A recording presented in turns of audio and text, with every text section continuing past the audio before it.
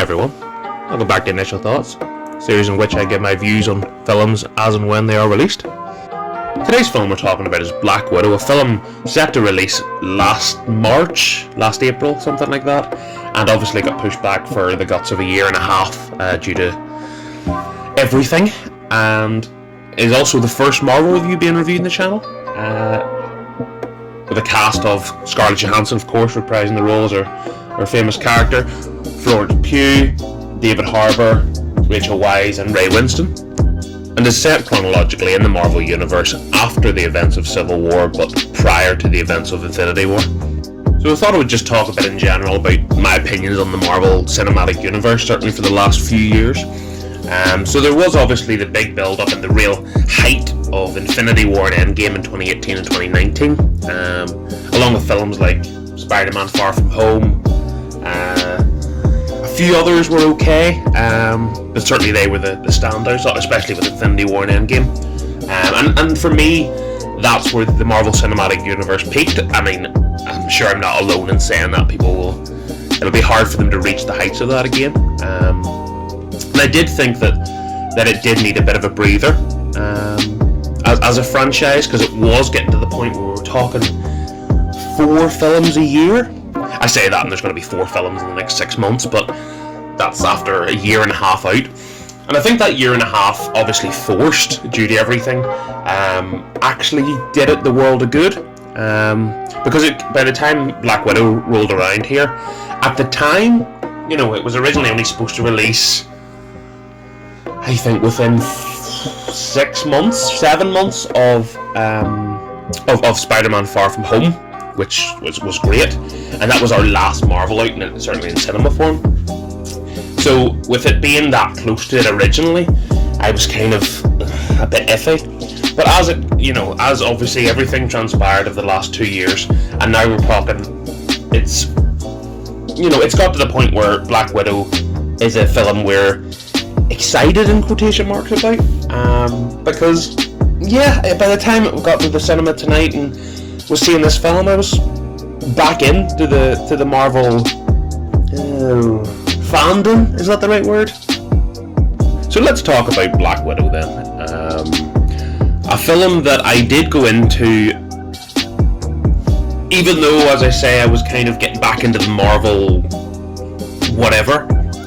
I did kind of go in with reservations about this film, and I was quite pleasantly surprised, I have to say. I did expect this to be what I would class as like a run-of-the-mill, kind of like a filler Marvel film, that goes between the big ones. And it does still kind of fall a tiny bit into that category, because it really doesn't hit the heights of one of the top ones. I mean, none of them hit the heights of things like Infinity War or Thor Ragnarok or the first Guardians of the Galaxy or things like this. But this also doesn't fall, it's not the lower end either of things like Ant-Man and the Wasp, which is pretty pointless, Captain Marvel, which had its flaws but was meh, something like Doctor Strange was okay, and things like Thor the Dark World annoy me even speaking about, so we'll move on. I think the biggest strength this film has is character work, and it starts obviously primarily with Natasha Romanoff as Black Widow. Natasha Romanoff as Black Widow, I've said that like she's the actress. No, Scarlett Johansson as Natasha Romanoff as Black Widow. She's great, but actually it's the characters around her that really build her into her best outing as a character by a million miles. Because in all the films she's appeared in, she's been good, with a bit of an asterisk. Just kind of, she is a bit part player in most of the films she's in. She helps out and she's just there. Probably her best outing before this would have been Captain America: The Winter Soldier. Prior to that, she was just eye candy, and after that, she was just kind of an extra person to punch things. Whereas this really, it's a deep dive into the character, lore, story, background, family, and things like that. And moving from that point, Florence Pugh as her sister in this is fantastic. She is as good as Scarlett Johansson is.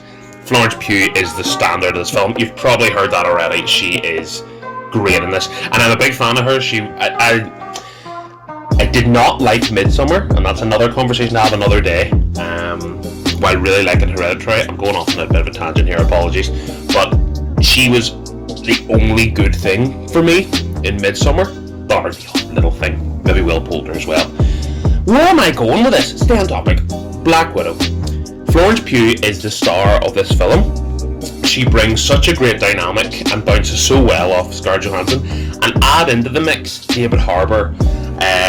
He is, I mean, any Stranger Things fans out there, I certainly am one, and he's one of the best in that show, and he brings that same kind of energy to this, and brings that similar dynamic with the characters. They can bounce off him well, and, you know, the character work in this is really good, and it definitely is a shining light for this film.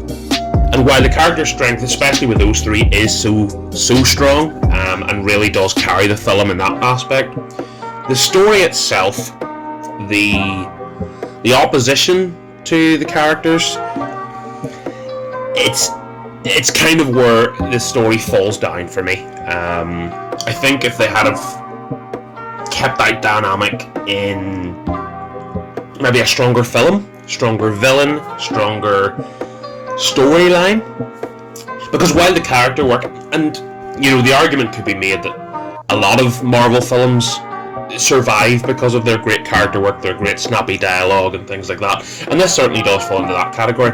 Actually, it's probably one of the stronger examples of it, because you take away the good dialogue and the chemistry that all the characters have, this film would really be a nothing film.